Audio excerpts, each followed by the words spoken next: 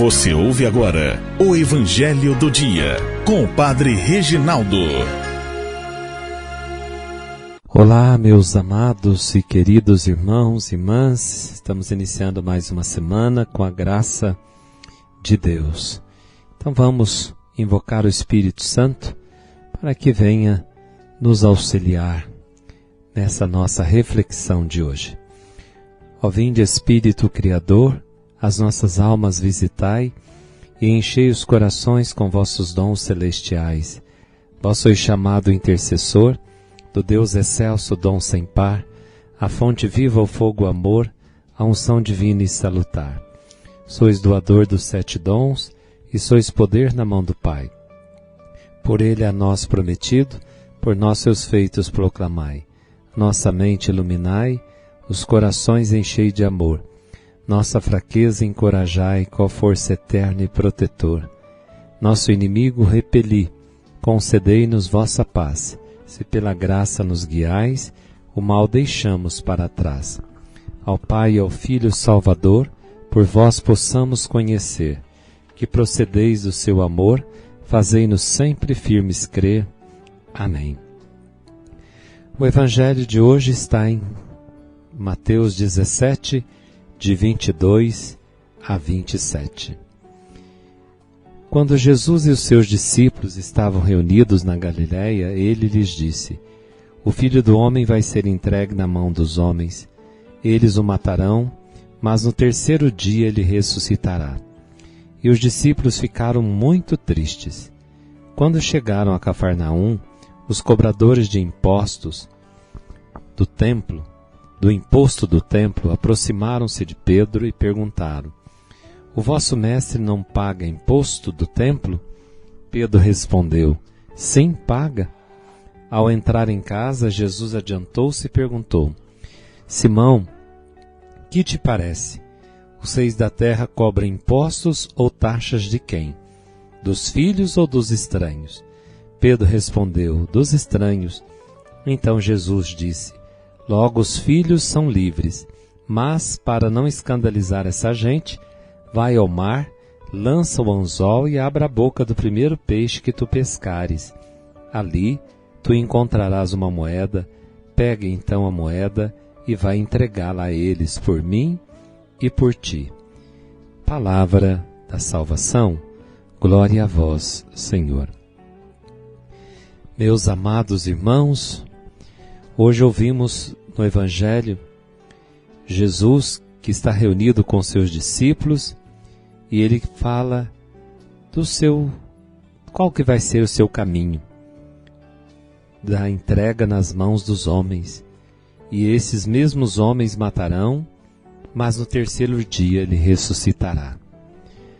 Jesus está mostrando para os discípulos todo o caminho que ele vai percorrer. E nesta hora os discípulos ficaram muito tristes. E é humano a gente ficar triste quando a previsão de um sofrimento, ou também com a certeza de que ele será vencido. Jesus anuncia o sofrimento, mas anuncia também que este mesmo sofrimento será vencido. Ele vencerá o sofrimento, a morte, pela sua ressurreição.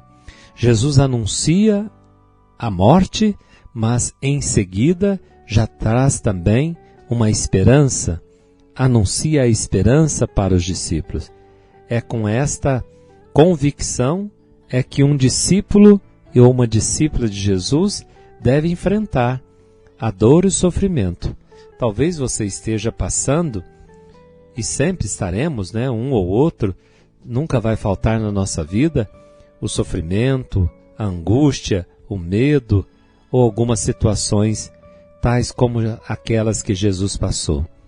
Mas é preciso confiar no Senhor, entregar-se nas mãos dele e olhar para além do sofrimento. Ter uma capacidade de olhar um pouco mais distante, olhar o que está por detrás, olhar aquilo que está por vir. Não só olhar o que eu estou vivendo ou no hoje, neste momento, mas olhar aquilo que Deus já preparou para nós, irmãos, irmãs, a vitória do Senhor. E se nós não encararmos essas situações difíceis com este olhar, nós sucumbiremos. O sofrimento, a dor e a morte, eles são capazes de nos tragar, levar para o fundo do abismo, como um redemoinho faz com as coisas que ele vai entrando naquele redemoinho. Então confiemos em Jesus. Ele anuncia o sofrimento, mas já também dá a certeza de que ele será vencido. Então pensa-se muitas vezes que Cristo pretende a insensibilidade em face da dor, ou que a dor deve ser amada. Nada disso. Jesus não é insensível diante do sofrimento, não quer o sofrimento, e nem pede para que nós amemos, a dor seja amada por nós. Não, nós não somos masoquistas, não. Ele próprio teve horror da morte, e fugir à dor não é um mal. Enfrentá-la para superá-la é um bem, irmãos. Lutar para vencê-la, inclusive nos outros, é um dever para os cristãos. Aliviar a dor, o sofrimento de alguém. Deus não quer a dor, Deus não quer o sofrimento, não. Mas é preciso enfrentá-los quando ele surgir na nossa vida. E esse esforço deve nos levar a evitar o que pode perturbar os outros. E Jesus, no Evangelho de hoje, quando pergunta para Pedro se ele não paga o imposto do templo, Pedro respondeu: sim, paga.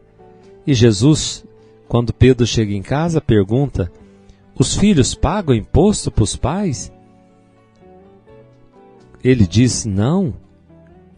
Pedro respondeu: é dos estranhos que se recebe imposto, não os filhos pagam o pai. Porque Jesus é o filho do grande rei.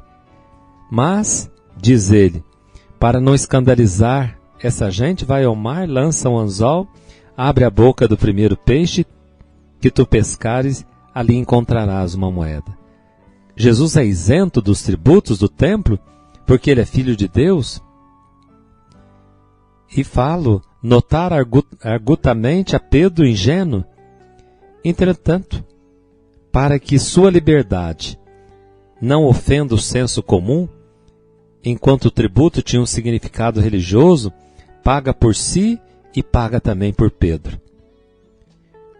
É assim, irmãos, devo cumprir ou não alguns deveres, sociais ou políticos? O exemplo de Jesus mostra para nós que obedecer com liberdade e não por subserviência e pagar um justo tributo à convivência humana, isto é agradável a Deus. Então, aprendamos a sermos também honestos naquilo que nós fizermos. Que a nossa vida como cristão, que a nossa vida de comunidade não escandalize os outros pelo nosso mau exemplo, má conduta. O Senhor esteja convosco, Ele está no meio de nós. Abençoe-vos o Deus Todo-Poderoso, Pai, Filho, Espírito Santo. Amém. Fiquem com Deus e até amanhã, se Deus quiser. Você ouviu o Evangelho do Dia com o Padre Reginaldo.